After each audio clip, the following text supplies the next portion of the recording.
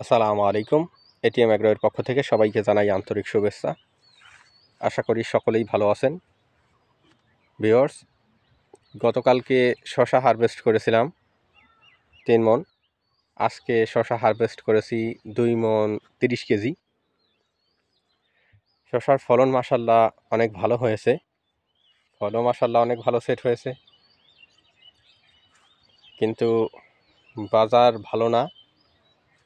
বাজার বিবেচনায় মনটা খুবই খারাপ। তারপরেও শসা চাষটা খুবই ভালো লাগা কাজ করে, যার কারণে শসা চাষ করেছি। গত বছরও এরকমটাই হয়েছিল, কিন্তু গত বছর রমজানের শুরুর দিকে বাজার মোটামুটি অনেক ভালো ছিল, কিন্তু মাঝামাঝির দিকে গিয়ে বাজার খুবই খারাপ ছিল। কিন্তু এবছর রমজান শুরু হওয়ার আগেই বাজারের অবস্থা খুবই খারাপ। তারপরেও আশায় আছি, দেখা যাক কি হয়। জানি না দেশের কোথায় কি অবস্থা, তবে বেশ কিছু জায়গাতে কথা বলেছিলাম, সবাই মোটামুটি অনেকেরই বাজারের অবস্থা কিছুটা ভালো,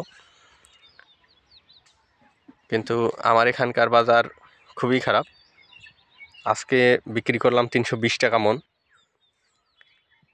এরকম অবস্থায় শসা উঠায় বাজারে নিয়ে যাওয়া, এটার কস্টিং খরচই হয় না, এমন একটা পরিস্থিতি।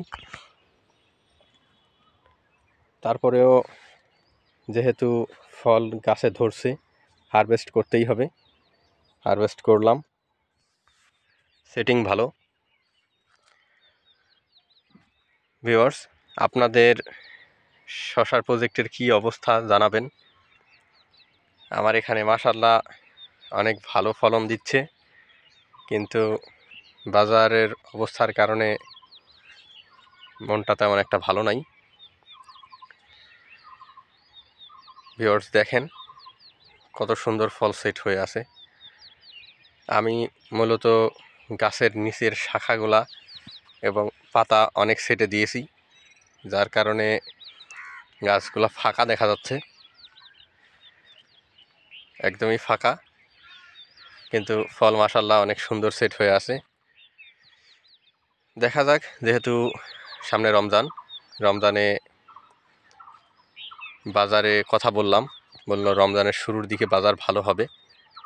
দেখা যাক, আশায় বাঁচে কৃষক, একটা কথা আছে। তো আমরা কৃষক, আমরা আশায়ই বাঁচি। তাছাড়া বাজারের যা অবস্থা, টমেটো 300 টাকা 400 টাকা মণ, শসা 300-400 টাকা মণ, গাজর 300-400 টাকা মণ, বেগুন 500-600 টাকা মণ, আলু 500 টাকা মণ। তো সব কিছুর বাজারই শুধুমাত্র কৃষক মারার বাজার। যখন বাজারের ঊর্ধ্বগতি থাকে, তখন বাজার কমানোর জন্য সরকার থেকে পর্যন্ত পদক্ষেপ নেওয়া হয় যে বাজার কিভাবে কমানো যাবে, তখন সিন্ডিকেট ধরা হয়।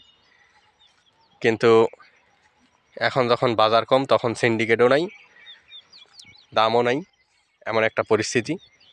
কিন্তু মূলত হচ্ছে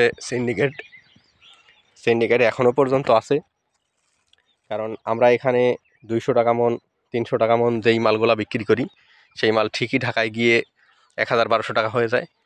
তো সিন্ডিকেট সবসময়ই খাচ্ছে। শুধুমাত্র বিপদে পড়ি আমরা। ভোক্তা অধিকার যখন হচ্ছে মাঠে নামে, তখন দেখা যায় যে শুধুমাত্র বিপদ হয় হচ্ছে কৃষকের, কারণ যেই মালটার দাম ঊর্ধ্বগতি থাকে, ভোক্তা অধিকার নামার সাথে সাথে সেই মালটার নিম্নগতি হয়ে যায়। ভিউয়ার্স, আসলে কৃষকদের দেখার কেউ নেই। কৃষকরা তো কৃষকই, কৃষকদের আন্দোলন নাই, কৃষকদের কোনো কিছুই নাই। আমরা কৃষক, শুধুমাত্র কৃষিকাজ করার জন্যেই।